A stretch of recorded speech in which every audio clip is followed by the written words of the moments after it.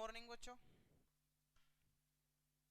As we are discussing about the second unit of the 12th electrodynamics, जिसका दूसरा नाम current electricity भी था, ठीक है.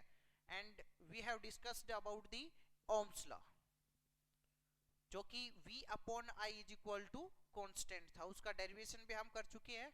और ओम्स लॉ की जो मोस्ट इंपॉर्टेंट आउटकम्स थी वो क्या थी? रेजिस्टेंस. और रेजिस्टेंस के बारे में हम पढ़ चुके हैं कि it is that factor which oppose the flow of current inside a conductor. और उसके बाद हमने क्या देखा था कि जब हमने डेरिवेशन किया ओम्स लॉ का, उसमें रेजिस्टेंस का डेरिवेशन अपने आप आ गया था, ठीक है ना.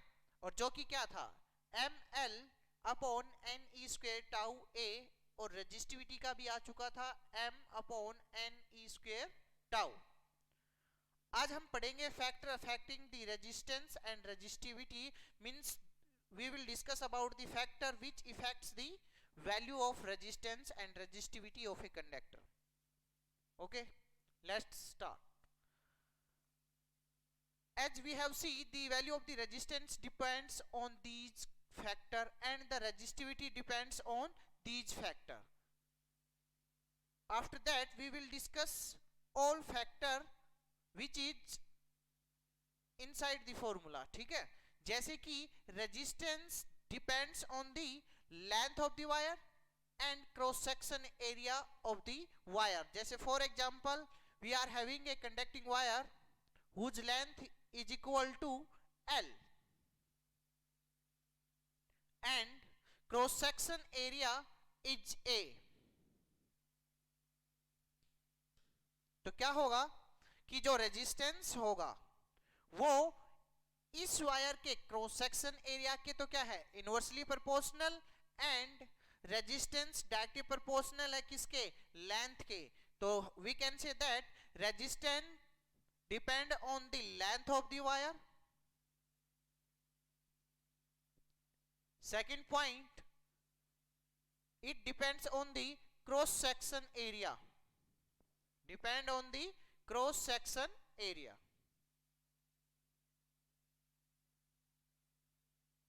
ठीक है. और जब रेजिस्टेंस लेंथ और क्रॉस सेक्शन एरिया पे डिपेंड करेगा तो हम डायरेक्टली क्या बोल सकते हैं? पहला पॉइंट कि resistance depend on the shape and size of the wire. ठीक है. means if we change the length and area the resistance will get changed. ठीक है. secondly हमने क्या देखा कि resistance is directly proportional to the length and inversely proportional to the cross section area. ठीक है. दोनों के डायरेक्टली प्रोपोर्शनल को हटाने के लिए हमने एक कांस्टेंट का यूज किया और जिससे रेजिस्टिविटी का जन्म हुआ, जिसकी वैल्यू क्या है? m upon n e square. Means resistance के अंदर L अपॉन ए फैक्टर को हटा के जो बाकी बची हुई चीज है वो क्या है? रेजिस्टिविटी. ठीक है.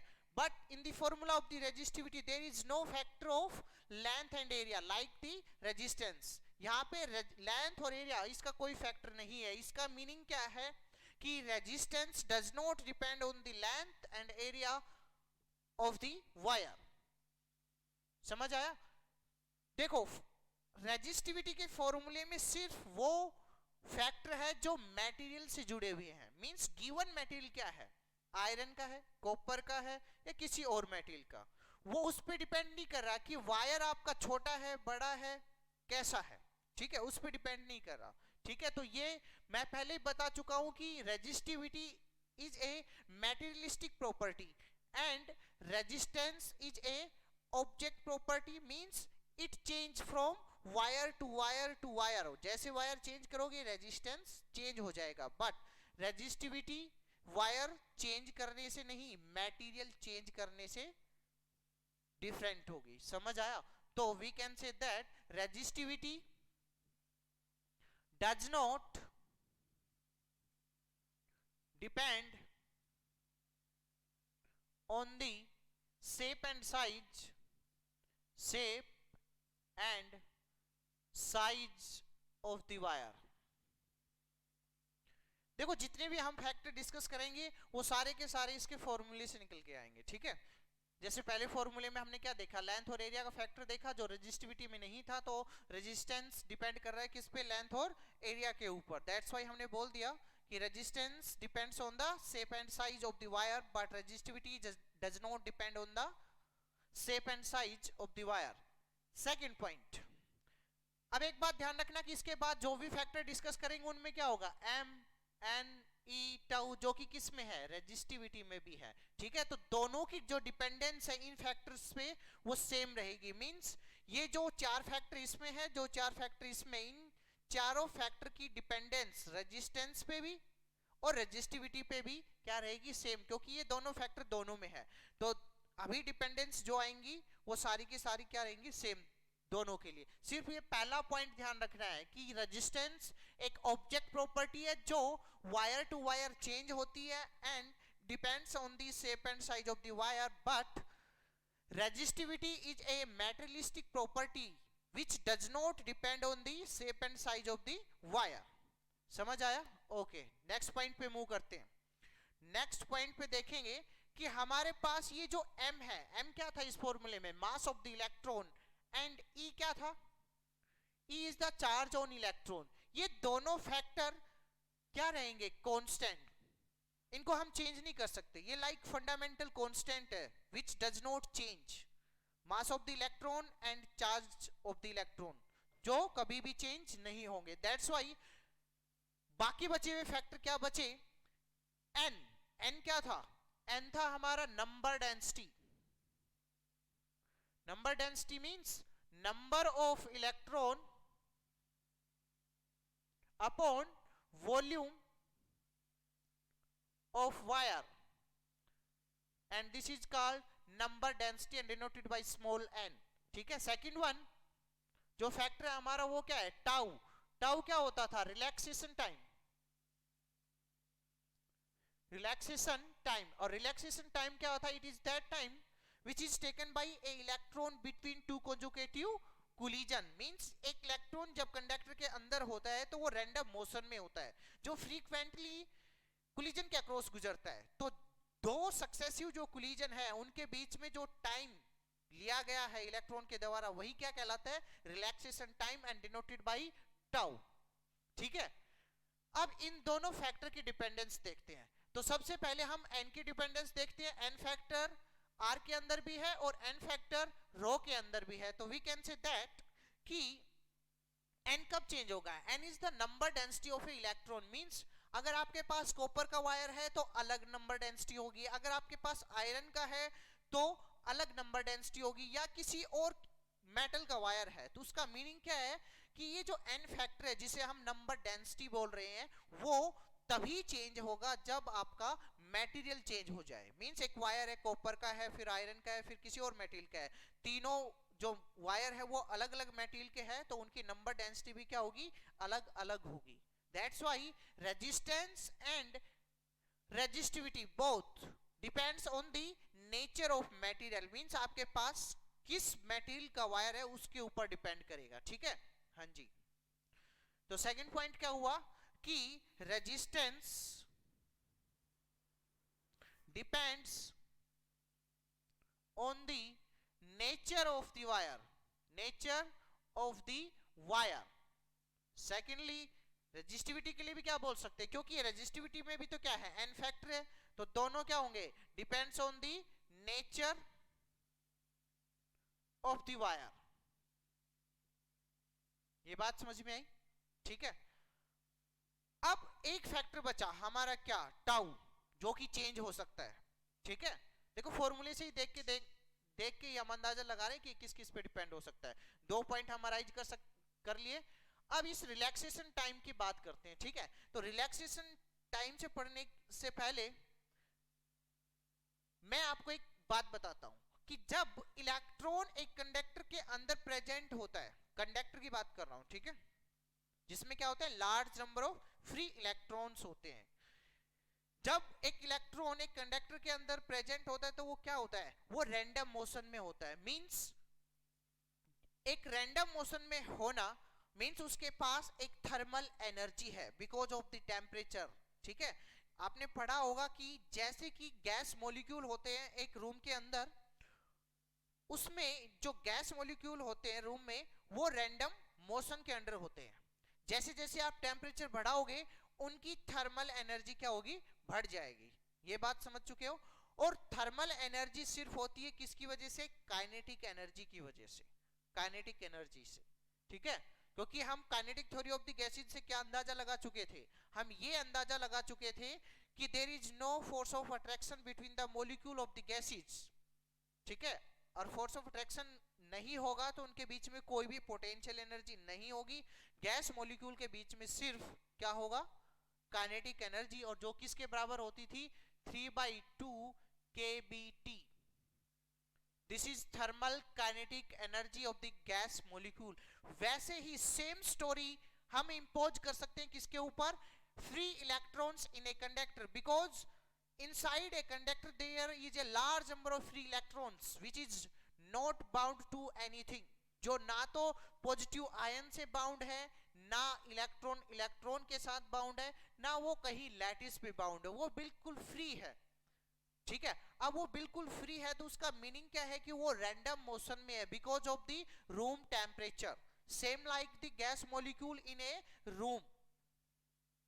जैसे गैस मॉलिक्यूल के अंदर थर्मल एनर्जी होती है 3/2 kBT, वैसे ही क्या होता है कि एक कंडक्टर के अंदर इलेक्ट्रॉन के अंदर भी थर्मल काइनेटिक एनर्जी होती है, सेम फॉर्मूला है 3/2 kBT, you can say that. ठीक है, और वो रैंडम वेलोसिटी से मूव करता है कंडक्टर के अंदर। बात समझ में आई।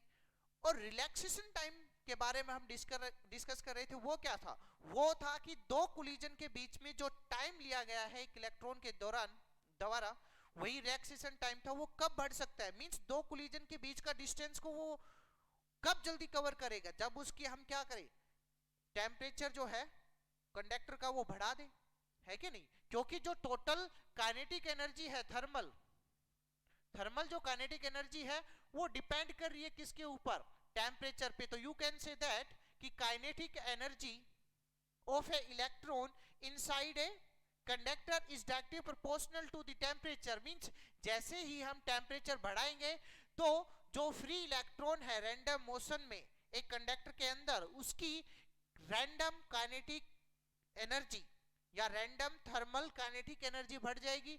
जैसे ही काइनेटिक एनर्जी बढ़ेगी तो ये जो वेलोसिटी है इलेक्ट्रॉन की वो बढ़ जाएगी, रैंडम वेलोसिटी। और रैंडम वेलोसिटी बढ़ने से जो दो सक्सेसिव कोलिजन के बीच में जो टाइम लिया गया था वो कम हो जाएगा, क्योंकि अब वो इलेक्ट्रॉन दो कोलिजन के बीच के डिस्टेंस को फास्टली कवर करेगा। मींस क्या हैपनिंग होगी कि एक इलेक्ट्रॉन किसी भी लोअर टेम्परेचर पे ऐसे ऐसे मूव कर रहा था, ठीक है, बहुत स्लो, बट जैसे ही आप टेम्परेचर बढ़ाओगे तो वो फास्टली मूव करना स्टार्ट कर देगा। अब फास्टली मूव करेगा तो कोलिजन भी बहुत फास्टली होंगे।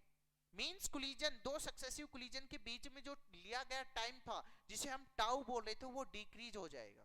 बात समझ में आ रही है? हाँ जी।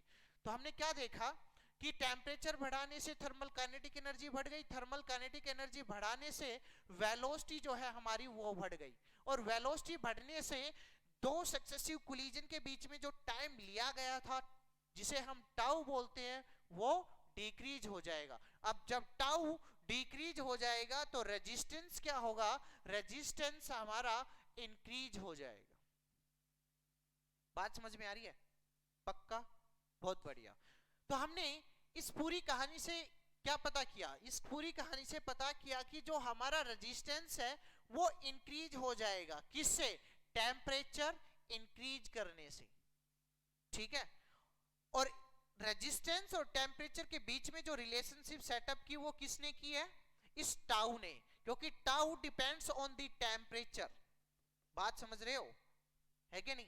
तो हमने क्या देखा कि थर्ड फैक्टर जो रेजिस्टेंस के लिए भी और रेजिस्टिविटी दोनों के लिए सेम होगा, क्योंकि दोनों के फॉर्मूले में टाउ प्रेजेंट है। तो हमने क्या देखा कि resistance is directly proportional to temperature because as we increase the temperature, thermal kinetic energy of the electrons will get increase. After that we can say that velocity, random velocity of the electron also get increase. जैसे ही velocity increase होगी, हमारा जो relaxation time है, relaxation time means time taken between two successive collision, वो कम हो जाएगा, क्योंकि velocity ज्यादा है तो डिस्टेंस क्या होगा, जल्दी से कवर होगा दो कोलिजन के बीच का, तो रिलैक्सेशन टाइम क्या होगा, डिक्रीज हो जाएगा। जैसे ही रिलैक्सेशन टाइम डिक्रीज होगा, रेजिस्टेंस क्या हो जाएगा, increase. Temperature increase, resistance increase. अगर कभी भी रेजिस्टेंस की डिपेंडेंस आ जाए टेम्परेचर के ऊपर, तो इन्हीं बातों को आप लिटरली वर्ड में लिख दो, वही एक्सप्लेनेशन है। Means as we increase the temperature, kinetic energy of the electron gas, electron gas भी बोल सकती हो, जैसे एयर मॉलिक्यूल है एक रूम में, ठीक है, उसे हम गैस बोलते हैं, ठीक है। वैसे ही यहाँ पे इलेक्ट्रॉन क्या है, फ्री है, वो किसी से बाउंड है ही नहीं। बात समझ रहे हो, वो भी रैंडम मोशन में है, तो इन्हें हम कभी कभी इलेक्ट्रॉन गैस भी बोलते हैं। और उस इलेक्ट्रॉन गैस की क्या बढ़ जाएगी, thermal kinetic energy. Thermal kinetic energy increase होने से वेलोसिटी इंक्रीज, से टाउ डिक्रीज, से रेजिस्टेंस इंक्रीज। ये कहानी समझ में आ गई। सेम किसके लिए लिख सकते हो एक्सप्लेनेशन, रेजिस्टिविटी के लिए, कि रेजिस्टिविटी भी क्या है, directly proportional to the temperature of the wire, ठीक है।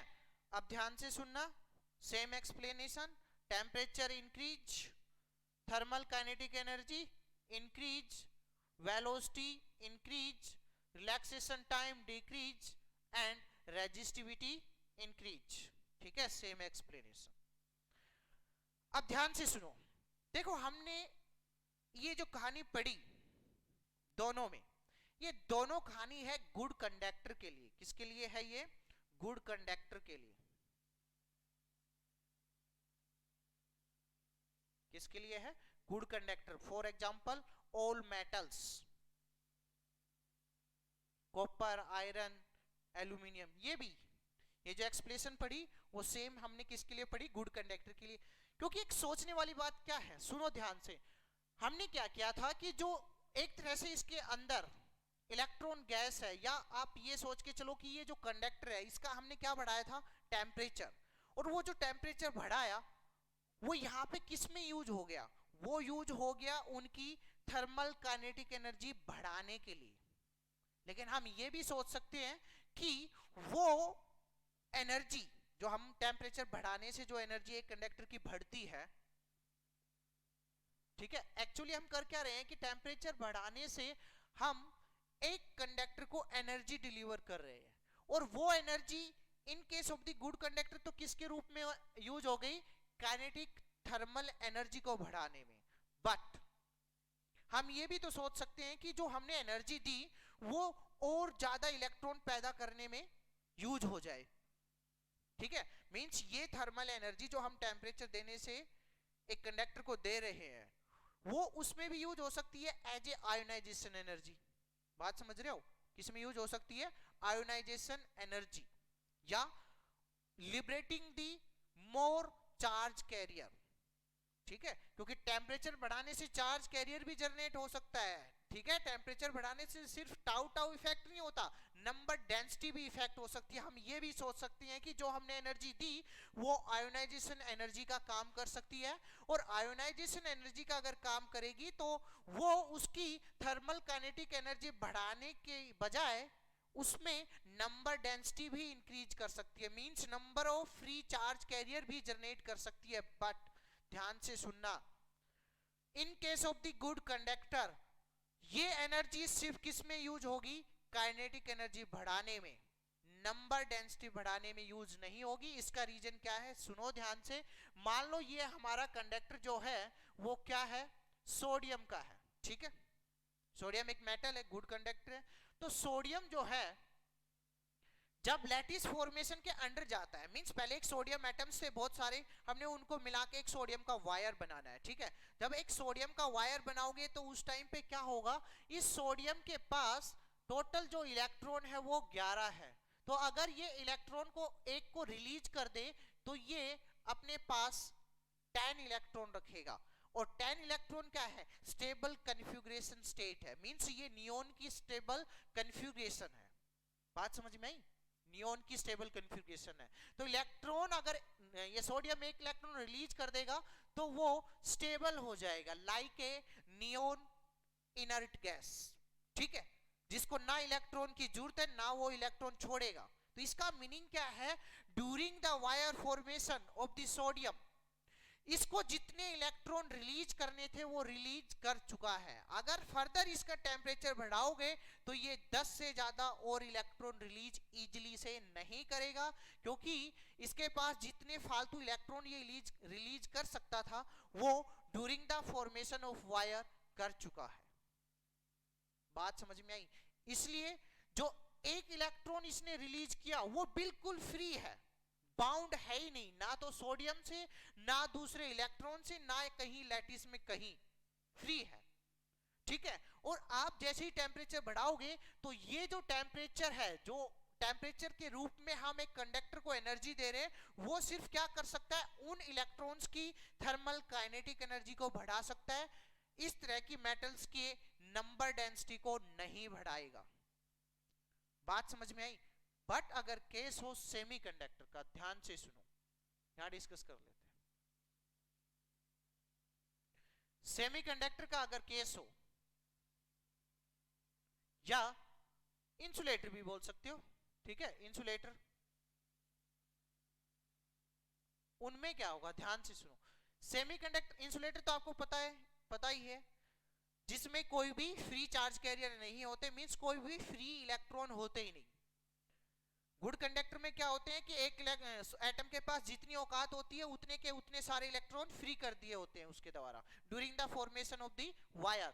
अब सेमीकंडक्टर क्या होते हैं, सेमीकंडक्टर एक ऐसा मेटल है जो कंडक्टिविटी शो करता है हायर टेम्परेचर पे, बट लोअर टेम्परेचर पे क्या होता है, वो इंसुलेटर की तरह बिहेव करता है। Means you can say that कि मींस ये वो मेटल है जिनकी कंडक्टिविटी इंसुलेटर और कंडक्टर के बीच में लाई करती है। मींस ये मान लो कंडक्टर है, ये इंसुलेटर है, तो सेमीकंडक्टर होंगे इनके बीच में। मींस वो कभी कभी कंडक्टर की तरह बिहेव करेंगे, कभी कभी इंसुलेटर की तरह बिहेव करेंगे। बात समझ में आई? तो इनका फंडा क्या है कि टेम्परेचर बढ़ाने से कंडक्टर क्यों बन जाते हैं, सुनो ध्यान से। सेमीकंडक्टर जो है वो है हमारे पूरी पीरियोडिक टेबल में कार्बन, सिलिकॉन और जर्मेनियम, ठीक है। 9th यूनिट में अच्छे से डिटेल में करेंगे, अभी जस्ट आइडिया लेना है इसका, ठीक है। तो वो सुनो ध्यान से क्या होता है। तो ये जो सिलिकॉन, कार्बन और जर्मेनियम जो है, इनके पास है 4 इलेक्ट्रॉन। सोडियम के पास कितना था, एक, मींस एक रिलीज किया, फटाक दे सी स्टेबल कन्फिग्रेशन में आ गया, उसके बाद वो ना लेगा ना देगा, ठीक है। तो जो रिलीज करने होंगे वो उसने कर दिए। लेकिन सिलिकॉन जो है उसके पास है 4 इलेक्ट्रॉन। तो ये क्या करेगा, जब ये एटम सिलिकॉन की एक लैटिस बनाते हैं तो उस टाइम पे क्या होता है कि ये अपने साथ 4 और इलेक्ट्रॉन को ना, सॉरी 4 और सिलिकॉन को ऐड कर लेता है, क्योंकि ड्यूरिंग द बॉन्डिंग होती क्यों है, ताकि वो अपनी स्टेबल कन्फिग्रेशन में आ जाए। तो जब सिलिकॉन को अपनी कंप्लीट कन्फिग्रेशन करनी पड़ेगी तो 4 इसके पास है, तो कोई 4 इसको दे, लेकिन 4 जिसके पास है वो देगा क्यों, वो भी चाहेगा कि इससे लूं। तो इसका मीनिंग क्या है कि सिलिकॉन के पास, एक सिलिकॉन एटम के पास 4 है, दूसरे के पास भी 4 है, तो क्या होगा कि ये दोनों शेयर अप कर लेंगे, अपने अपने इलेक्ट्रॉन को क्या कर लेंगे, शेयर। और जब दोनों इलेक्ट्रॉन को शेयर करेंगे तो कोवेलेंट बॉन्ड बनेगा, ठीक है। तो क्या होगा, सिलिकॉन सिलिकॉन के साथ कोवेलेंट बॉन्ड बनाएंगे।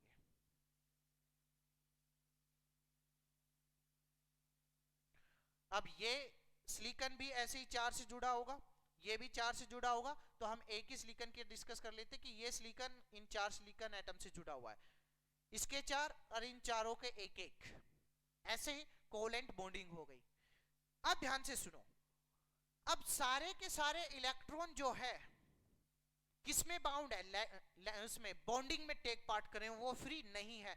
बट सोडियम मेटल टाइप के जो कंडक्टर थे उनमें क्या था, वो इलेक्ट्रॉन पहले से ही फ्री था, तो उसको जैसे ही टेम्परेचर बढ़ाओगे उसका, तो वो अपनी रैंडम काइनेटिक एनर्जी बढ़ाएगा। लेकिन यहाँ पे क्या होगा, यहाँ पे भाई साहब ये होगा कि जैसे ही आप टेम्परेचर बढ़ाओगे तो यहाँ पे फ्री इलेक्ट्रॉन्स तो है ही नहीं, कोई रैंडम मोशन तो है ही नहीं। मींस एट जीरो टेम्परेचर क्या होगा कि सारे के सारे इलेक्ट्रॉन जो है सिलिकॉन के वो कोवेलेंट बॉन्डिंग में टेक पार्ट कर रहे होते हैं। जब कोवेलेंट बॉन्डिंग में टेक पार्ट करेंगे तो there is no free electron to move inside the metal या इनसाइड द सेमीकंडक्टर।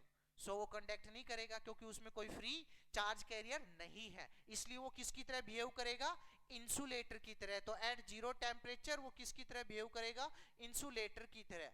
अब ध्यान से सुनना, अब आपने क्या किया, टेम्परेचर बढ़ा दिया, 0 डिग्री से टेम्परेचर क्या किया, बढ़ाना स्टार्ट किया। तो यहाँ पे टेम्परेचर बढ़ाने से वो क्या इंक्रीज कर रहा था इस सोडियम टाइप के मेटल में, उनकी काइनेटिक एनर्जी, और काइनेटिक एनर्जी बढ़ाने में यूज हो रहा था वो टेम्परेचर। बात समझ में आई। लेकिन यहाँ काइनेटिक एनर्जी तो तब बढ़ाएगा जब कहीं फ्री इलेक्ट्रॉन हो, तो वो क्या करेगा, वो टेम्परेचर इन एटम्स को लैटिस के अंदर वाइब्रेट करा देगा। जैसे ये सिलिकॉन एटम है, ये सिलिकॉन एटम है, दोनों बॉन्डिंग कोवेलेंट बॉन्डिंग से जुड़े हैं। तो जैसे ही टेम्परेचर बढ़ाओगे तो ये टेम्परेचर उनको लैटिस के अंदर ऐसे ऐसे वाइब्रेट कराना स्टार्ट कर देगा, क्योंकि टेम्परेचर बढ़ाया है तो कंडक्टर को एनर्जी मिल रही है, that is equivalent to 3/2 kBT। ठीक है, यहां पे तो सीधी सीधी बात समझ में आ गई, टेम्परेचर बढ़ाया, इलेक्ट्रॉन की थर्मल एनर्जी बढ़ना स्टार्ट हो गई। बट सेमीकंडक्टर में कोई फ्री इलेक्ट्रॉन है ही नहीं, तो इलेक्ट्रॉन रैंडम मोशन में नहीं है, तो उनका टेम्परेचर बढ़ाने से उनकी थर्मल काइनेटिक एनर्जी नहीं बढ़ेगी। तो क्या होगा, तो होगा ये भाई साहब कि ये जो दोनों इलेक्ट्रॉन है ये ऐसे वाइब्रेट करना स्टार्ट कर देंगे, और कोवेलेंट जो बॉन्ड होता है वो हमारा वीक बॉन्ड होता है। ठीक है, तो जैसे ही टेम्परेचर बढ़ाओगे तो ये वाइब्रेशन से कोवेलेंट बॉन्ड टूट जाएगा। कोवेलेंट बॉन्ड टूटते ही क्या होगा कि ये जो इलेक्ट्रॉन है ये यहां से हट के लैटिस के अंदर फ्री हो जाएगा। क्या हो जाएगा, फ्री। और यहां जहां पे इलेक्ट्रॉन की डेफिशिएंसी हो गई उसका नाम बन जाएगा क्या, होल। तो चार्ज कैरियर जनरेट हो गए, फ्री इलेक्ट्रॉन्स। देखो ये टेम्परेचर बढ़ाने से नहीं, ये अपने आप ही सोडियम ने 10 कन्फिग्रेशन स्टेबल कन्फिग्रेशन करने के चक्कर में 11th इलेक्ट्रॉन छोड़ दिया, लेकिन यहाँ पे ये 11th नहीं छोड़े, ये बॉन्डिंग में टेक पार्ट कर रहे थे इलेक्ट्रॉन, लेकिन ये टेम्परेचर बढ़ाने से वाइब्रेट के दौरान कोवेलेंट बॉन्ड टूटा और तब फ्री हुए। तो अब क्या हुआ, अब इस सिलिकॉन के अंदर, अब इस सिलिकॉन के वायर में एक फ्री इलेक्ट्रॉन हो गया और एक होल। होल को अभी यही समझो कि होल इज दैट स्पेस या that space at which there is deficiency of the electron. Means पहले इलेक्ट्रॉन बॉन्डिंग में टेक पार्ट कर रहा था, अब क्या हुआ, उसको फ्रीडम मिल गई। मींस जैसे टेम्परेचर बढ़ाया लैटिस के अंदर वाइब्रेशन हुई, कोवेलेंट बॉन्ड टूट गया, अब इलेक्ट्रॉन बॉन्ड से फ्री होकर लैटिस में आ गया। मींस मूवमेंट कर सकता, वो फ्री हो गया, आजाद हो गया। उसके बाद जहां से इलेक्ट्रॉन निकला है तो उसने कहीं ना कहीं अपनी डेफिशिएंसी दिखा दी बॉन्ड में, और वही deficiency of the electron inside a bond क्या कहलाती है, होल। इतना याद करो, ये भी एक चार्ज कैरियर की तरह बिहेव करता है। अच्छे से एक्सप्लेन करेंगे कैसे चार्ज कैरियर की तरह बिहेव करता है, किसके अंदर, 9th यूनिट है हमारी सेमीकंडक्टर के ऊपर ही कंप्लीट। तो अभी सिर्फ ये याद रखना कि at room temperature there is no free electron inside a semiconductor. इसी तरह से इंसुलेटर में भी नहीं होता, ठीक है। लेकिन as we increase the temperature the lattice of the semiconductor start to vibrate rapidly, and at that stage the covalent bond of the silicon and silicon get break out and charge carrier will liberate whole deficiency of electron and free electron।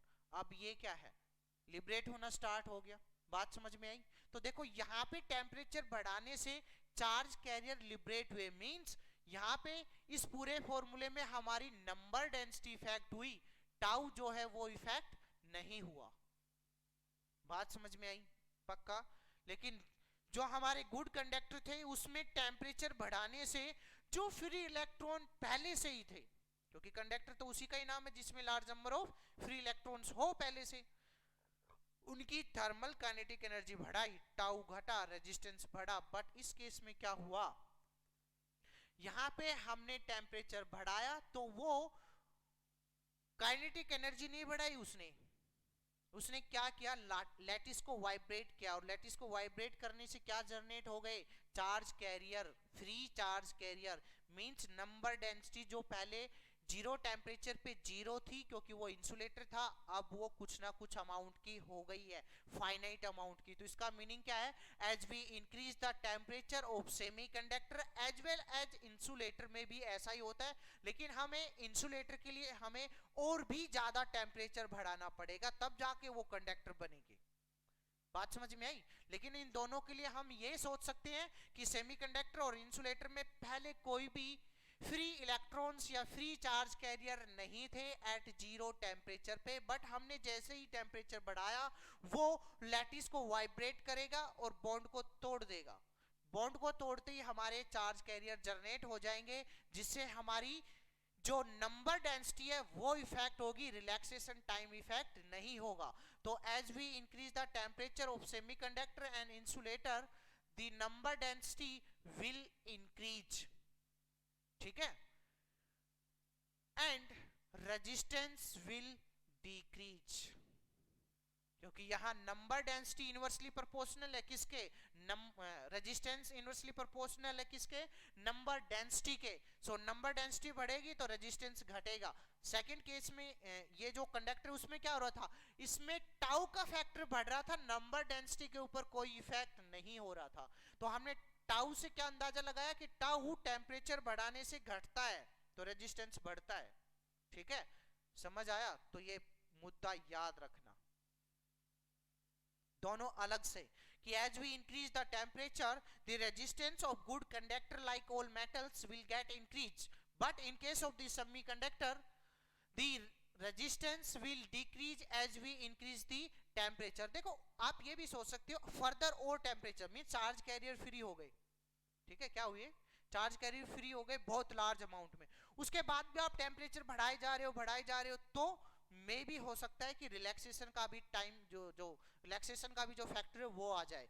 लेकिन इसके case में ये दोनों factor हमें साथ लेके चलने पड़ेंगे एट हायर टेम्परेचर पे। लोअर टेम्परेचर पे तो सिर्फ किसका बोलबाला रहेगा, नंबर डेंसिटी का। रिलैक्सेशन की तो कहानी कब स्टार्ट होगी, जब वो फ्री हो जाएंगे तभी तो कोलाइड करेंगे। अब वो कोलाइड ही नहीं करेंगे तो रिलैक्सेशन टाइम का कोई महत्व नहीं है, ठीक है, तो पहले फ्री होंगे, समझ आया। हाँ, और अगर हायर टेम्परेचर की बात करें जिसपे ये फ्री भी हो चुके, वहां पे रिलैक्सेशन जो टाइम है और नंबर डेंसिटी दोनों का फैक्टर हो जाएगा। तो उसमें मान लेते हैं कि इसका जो इफेक्ट होगा मींस मान लेते हैं कि 1000 इलेक्ट्रॉन बढ़े, ठीक है, और रिलैक्सेशन टाइम क्या होता है, वो टेम्परेचर के साथ घटता है हमेशा, ये 10 घटेगा। तो जो फैक्टर रहेगा एन का वो हमेशा ही इस टाउ से क्या रहेगा, ज्यादा रहेगा, डोमिनेटिंग